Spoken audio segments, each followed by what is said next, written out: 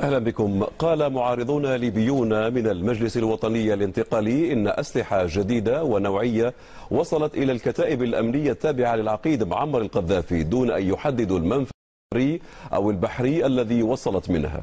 وقال المتحدث باسم جيش التحرير الوطني الليبي أحمد باني نقلا عن صحيفة برافدا الروسية إن ما بين 100 و 150 مرتزقا وصلوا من بيلاروسيا إلى ليبيا عن طريق الجزائر، من بين هؤلاء طيارون وقادة دبابات ومستشارون عسكريون. وحول ما يتردد عن وجود أسرى جزائريين ألقى الثوار القبض عليهم في أجدابيا، قال باني إن العالم سيشاهد صورهم في وقت لاحق.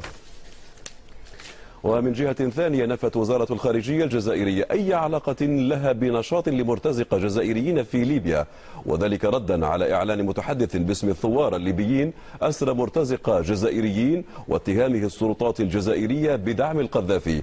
ونقلت وكالة الأنباء الفرنسية عن عمار بلاني الناطق الرسمي باسم الخارجية الجزائرية قوله إن هذه المعلومات المتداولة بشكل دوري من طرف قنوات مختلفة لا أساس لها.